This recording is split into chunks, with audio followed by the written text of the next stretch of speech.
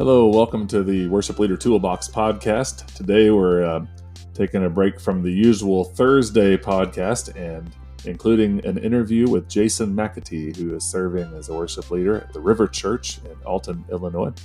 And thought it'd be fun to catch up with him and talk a little bit about life on the road, ministry in church, transitioning to a new role, especially during this COVID season of the spring of 2020.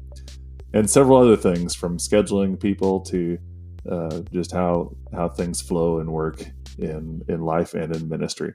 So it was great to catch up with Jason McAtee, and thought I would just share that today on the Worship Leader podcast.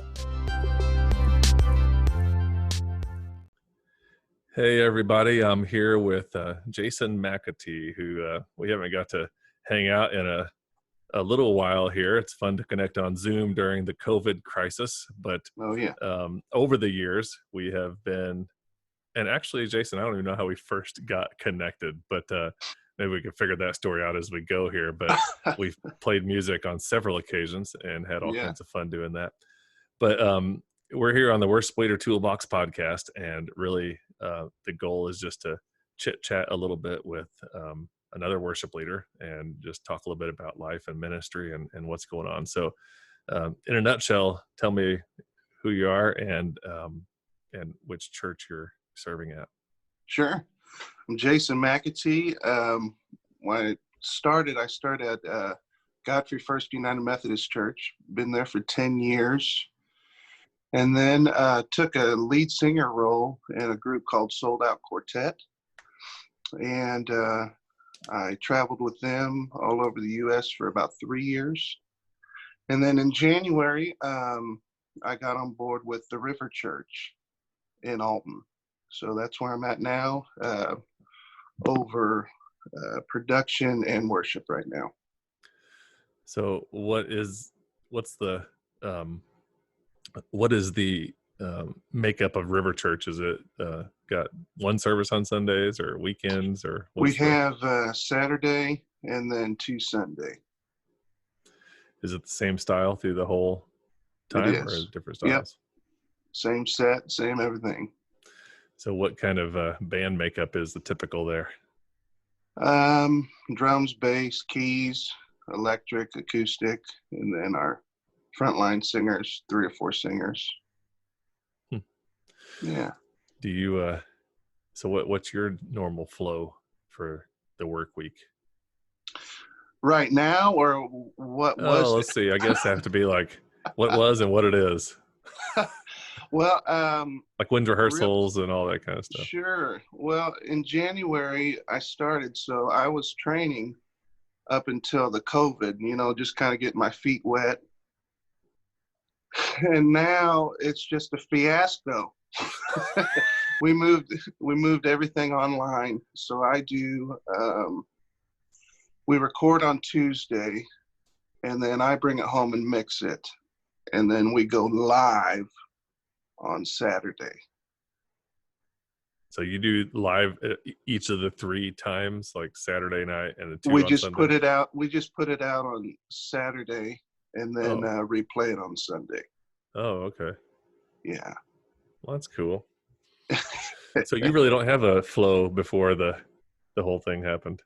Not so much. Just kind of getting my feet wet into everything, kind of learning how they run things and stuff like that.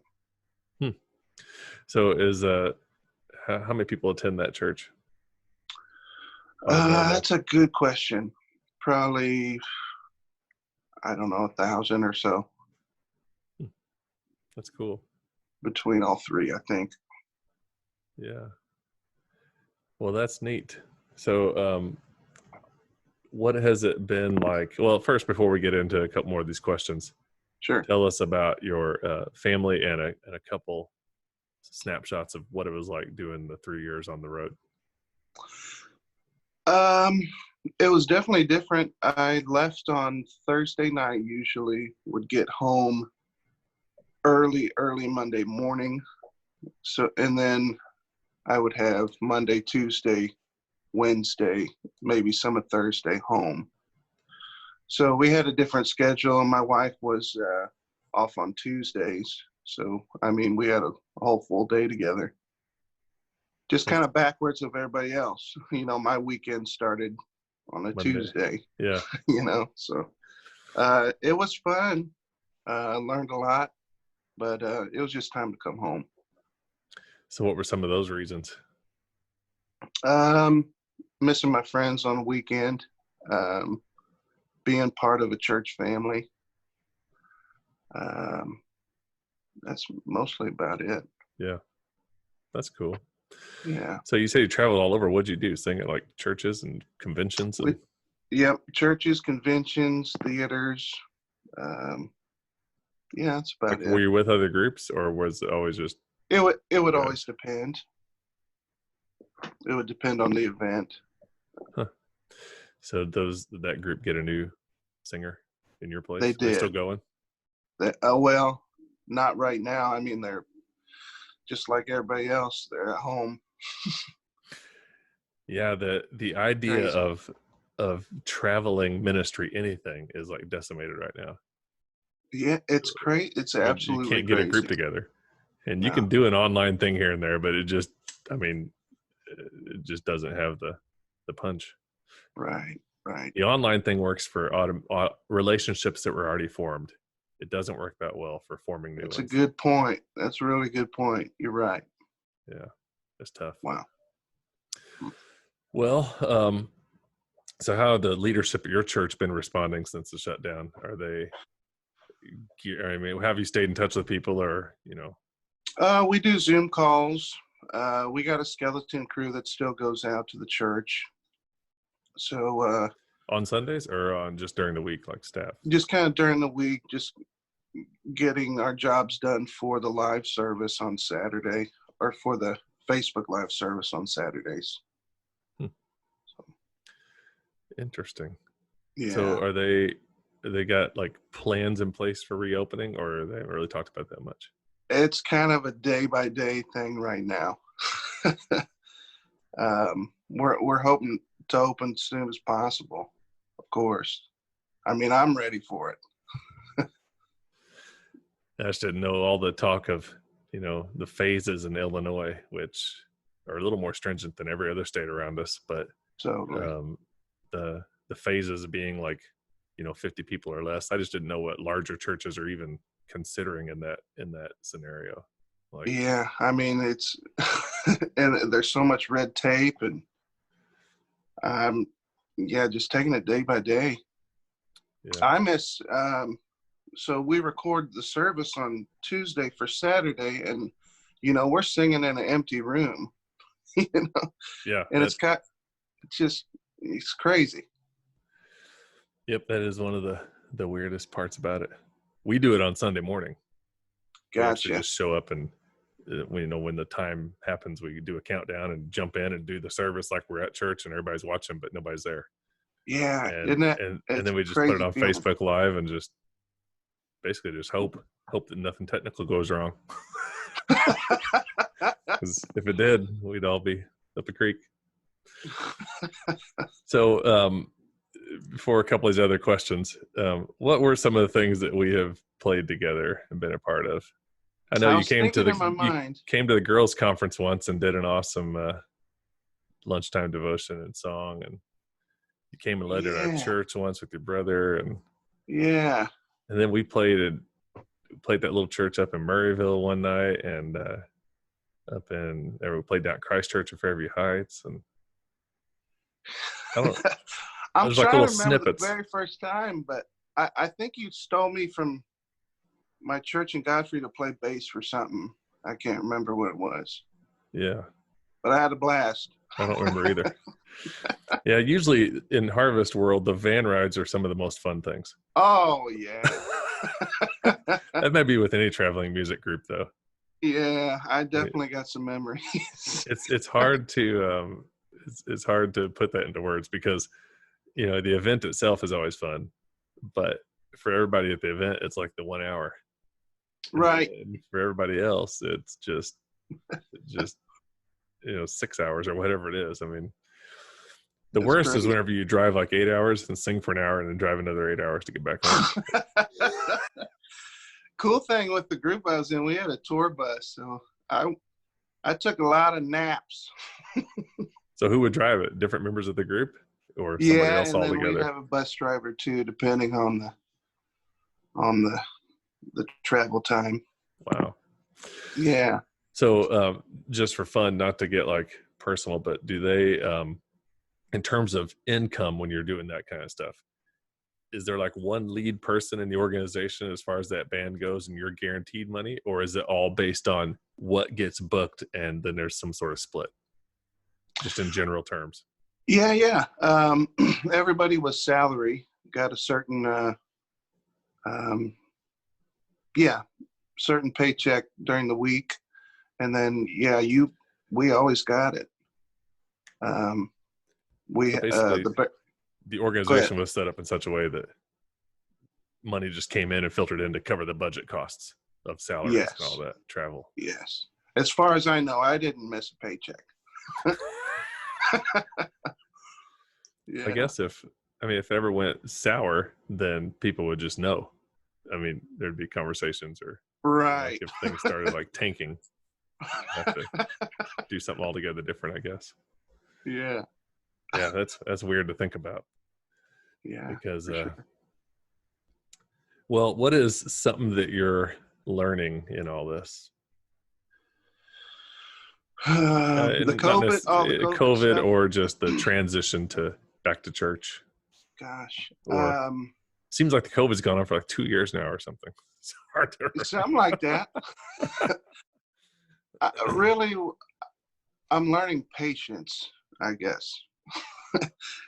I'm not very patient, and I ask God for patience. And instead of Him giving me patience, He gives me scenarios of things that I should be patient about. Yeah. And mainly just patience, and just trying to still be the church. I mean, the church is the church, and we just got to find different ways of being the church right now. That's true. So this is just like a little bit of rapid fire stuff, whatever comes to your mind first. What's something that would just be encouraging to worship leaders, as somebody who's led worship for a lot, and then somebody who was like, one night guy and now back in it? Well, for me, just not getting in a rut.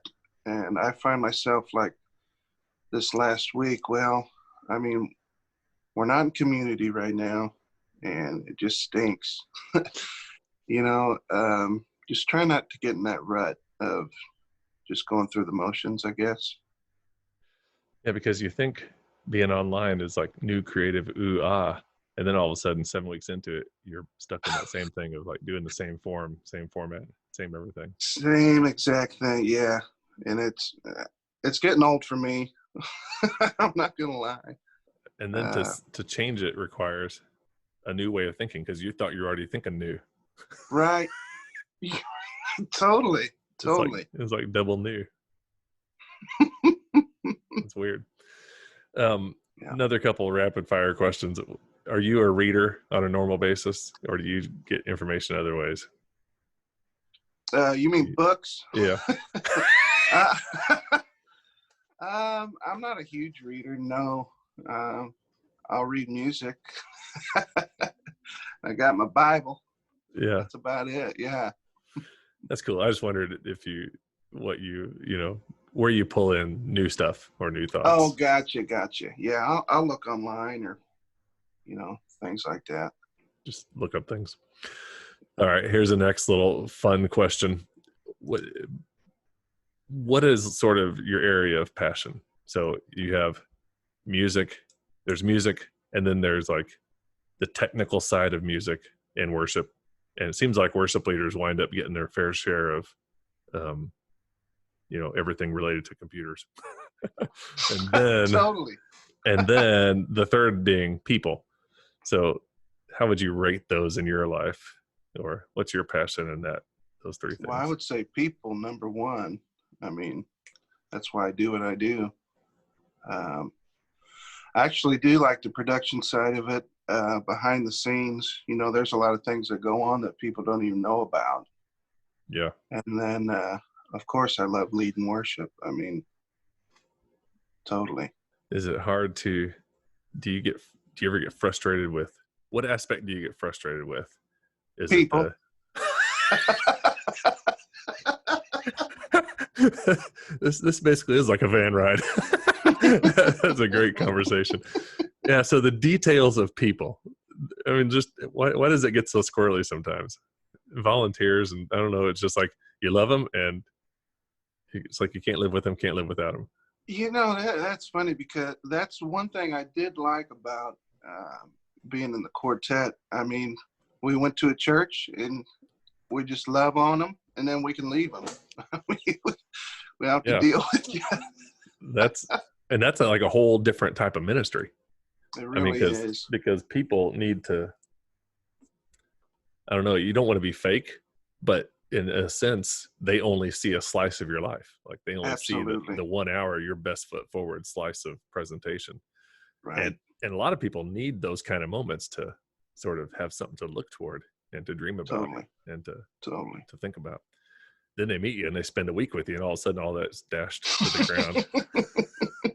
And that's where like the church world is totally different. So they know your weaknesses, which is also good. Yeah, true. So that's what I always think about when I'm traveling doing music. The difference is that you can either sing the same songs to different people or sing different songs to the same people. And wow, it's a lot, some people just gravitate toward one or the other. Totally. It's kind of weird. Huh. But if you do the same songs to different people too much, you can kind of get a skew a little bit. And you can definitely become irrelevant pretty quick. Yeah, that's true. So it's kind of weird. Well, so how do you deal with management in your church? Do you use Planning Center? And we do use Planning Center. Yeah. How do you schedule people? Always the same band, or is it different band configuration each, or different in and out participation? It's definitely different. I mean, the same team might not work together for a couple months. They're pretty deep with their team. So by deep, you just mean like three or four drummers, 27 bass players. Not that many, but yeah, it's pretty cool. Yeah. How do you keep people in community? I mean, so you're new at this church and you haven't had time to really think about this, but how do you think a worship leader keeps a group in community when they don't play together every week? Like, how do you keep people feeling like they're part of the thing? Sending out a text every once in a while. I'll do that. See how you're doing. Obviously devotions, getting together. And we haven't done that because we haven't seen each other. Yeah. And it stinks. So from what you know of how they work it on a normal basis, just the people that are serving on the weekend meet together for rehearsal on Tuesday or Wednesday? So we'll get together 2:30 on Saturday for a 5:00 service. The week before, everybody gets their charts, music, what we're doing. We'll run through on Saturday and do the service at 5:00, and then same thing on Sunday. We'll just do a quick sound check on Sunday and then roll with it. So your rehearsal day is Saturday before the service? Yeah. Yeah. Yeah. So you meet at 3 and church is at 5? Is that what you said? 2:00. Oh, you meet at 2? Yep. So you do have to have a pretty deep bench so that you can actually have people that give up the whole weekend. Right. And then they're a little more. Very true, because, the weekend shot. And then they're a little more likely to feel a part of it with a once a month or once every 6 weeks participation, because that's pretty major. Totally. Huh. And that's the same with camera crew, the sound guy, Yeah. Giving up a weekend. So does the worship leader job oversee all the camera crew, sound guy, or is there somebody else that does the tech part of worship? Well, that's kind of why they brought me on, to kind of oversee all of that. But it hasn't happened yet because I was training. Yeah. kind of seeing what everybody was doing before all this COVID. So. What, did you grow up in church when you were a kid? Yeah, I started going to church when I was 5, and it was at Godfrey First United Methodist. So it was basically your And home then, church. yeah, and later on being the worship leader, then music director there. So where do you see yourself in 5 or 10 years? Is worship leader kind of the career path, or? Yeah, I think so. Cool thing is I didn't mention they allow me weekends off to go do solo dates, which I definitely still want to do. I love doing it. And Oh, so, you mean from this church here? yeah, at the River Church, they allow me weekends off to go do my thing too. So it's kind of the best of both worlds for me. I'm home more, but then when I want to travel, I'll go travel. That's cool. Yeah. So on the weekends you'd be off after you get in the groove, would be something like a different worship leader would just serve. Yep. And you wouldn't be there. Yep. Yeah, that's kind of the way it is at my church. Basically part-time worship role. But when you say part-time, it kind of sounds like you're just there on Sunday morning, but it's more like, yeah, there ain't no part-time. I'm there a lot, and then there's a lot of Sundays I'm not there. And so, and what I've learned in that is that it's way harder to be gone than it is to be there. That's like, true. You really got to plan to be gone. Totally.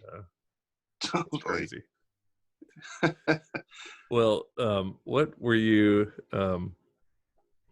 so the idea of a solo thing, is it just that it's music, or is there something else that causes this? But everybody I know in the creative ministries seems to have more than one job. Like there's nobody that just says, yeah, that's my job. It's always like 5 irons in the fire. What do you think that is? I don't know. I'm actually full-time at the River. I would just go travel and play music just because I wanted to, which is cool. Yeah. That's very cool. Yeah, that's neat.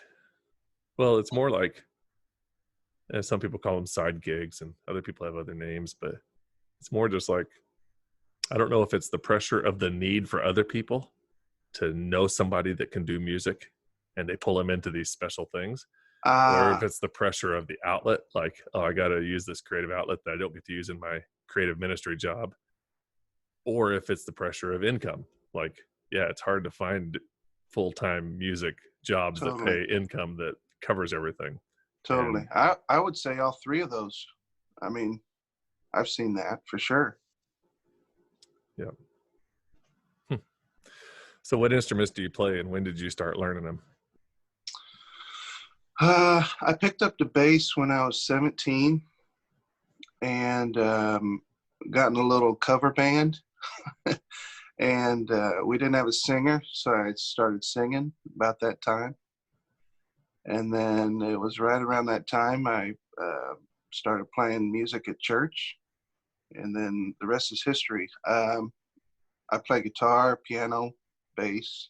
So bass drums. was the first instrument, and that's when you were in high school? Bass was first, yeah. It's kind of backwards.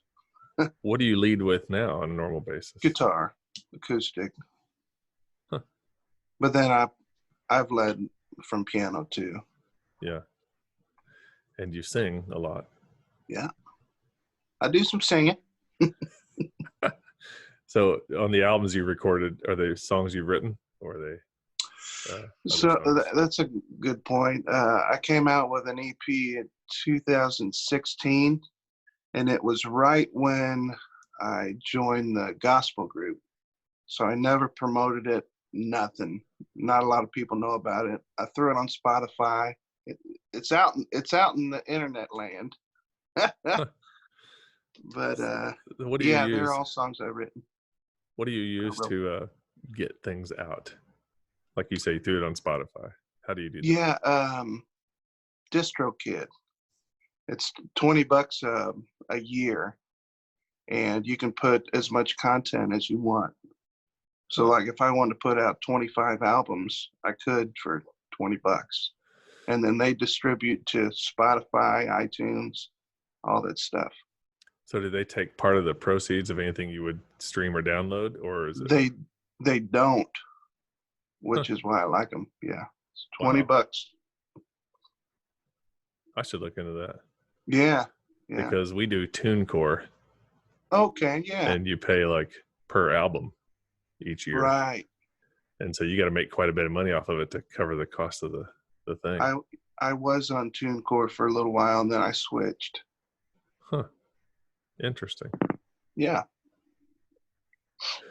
Well, this is just for fun, but I'm thinking about starting up a little group of some sort that would be um, for people in specialized ministries. And Oh, it'd be I cool. don't know exactly what it is, but especially in light of this COVID thing and all these people like being totally floundering, basically, in some sense.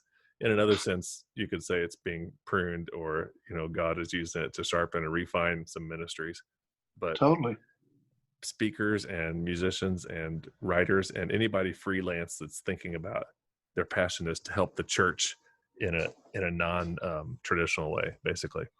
And so I just been thinking the last couple of days about how I would do that. And right now it'd be hard because it's pretty much all digital. But if Right. you built a group or some sort of I don't know, if I just wrote down everything I have experienced in specialized ministry roles and then just invited people to be a part of a group and talk about that would probably be a Kickstarter for quite a bit of conversation. Oh, totally. But, That'd be awesome. yeah, That'd be really cool. just all the basic stuff, like how do you invite people to give honorariums or money, or how do you go nonprofit or do you go for profit, or just all that stuff. That'd be So cool to be a part of. I'll sign you up. I'll give you a Cool. discount. Hey, how about that? Yeah, I'll have to think about how that works. You can do a Cool. group for free, but if you do anything else, you'd have to almost I don't know what you would do. I'd have to see. Some things I read say if you don't charge people anything, they don't take it seriously. Yeah, that's a great point. And You're right about that. And I always have trouble like trying to figure out how to balance. Like, it seems weird to me to say, oh, for $199 you can be part of this informal coaching ministry and hang out together and learn as we go, and we'll sharpen each other. That just seems kind of foreign to me. Yeah, a little bit. But the other option is, hey, join this group, and then crickets for like the next 5 years. Totally. Totally. So, weird. Well, thanks for spending a little bit of time. I don't know who may be listening to this because we are just launching the Worship Leader Toolbox podcast, and the blog's been going for a little while. I pretty much just spun it off of my own blog because I didn't want to convolute with a bunch of worship ministry stuff. And so Gotcha. anything you would like to share, just with last final words of wisdom for your favorite scripture or a quote, or I didn't prep you for this in advance, or Oh, it's all good. some little tidbit that you would just tell the multitude of worship leaders who might listen Sure. to this. No matter what, the church will be the church, so be the church. That's all I got. That's good. I like your focus on that. I mean, Yeah. the worship leaders the role of the worship leader is to enhance the ministry of the church. It's Totally. like the whole job. The church's Totally. function is to worship. So, all right. Well, thanks for spending time, Jason. It's fun to get connected again. And I like your studio in the background there. Oh. What kind of keyboard is that? It's just a MIDI keyboard. Oh. Yeah. What else do you have back there? A drum set? Got a drum set. Got it all. That's nice. So if you ever need to record something, you come on over. I might take you up on that one of these days. Yeah, seriously. I've been sitting around recording on a little iPhone. And then I tried to figure out how to record through an iPhone using, like, also at the same time putting a microphone through it, mixing it through, just a little program. And then to sync all that up. And then all of a sudden I started thinking, this isn't fun. It's like, if I'm going to do this very much longer, I'm going to have to hire somebody. So of my three things, music, tech, and people, tech is at the bottom. All right. Hey, well, I hope to catch up and that makes sense. We haven't seen each other for 3 or 4 years since you've been on the road so much. So Oh yeah, for that sure. that's probably for true. Well, when it all clears up later this summer, it'd be fun to come see your church. Yeah, cool, cool. All right. Talk to you later on. All right, we'll see you. Thanks again, Jason, for joining me. And thanks again for your reminder and your focus on the church being the church and just all that entails, the opportunities we have. And to everybody listening, I want to invite you again to rate this podcast, to share it with others in your ministry or people that you know serving in worship ministry, and to visit us on the Facebook page and on the Facebook group. We would love to connect, and all those links are in the show notes. And until next time, I want to encourage you to continue to be faithful in your church and your ministry, reaching people and being a light in your community. Thanks for your ministry.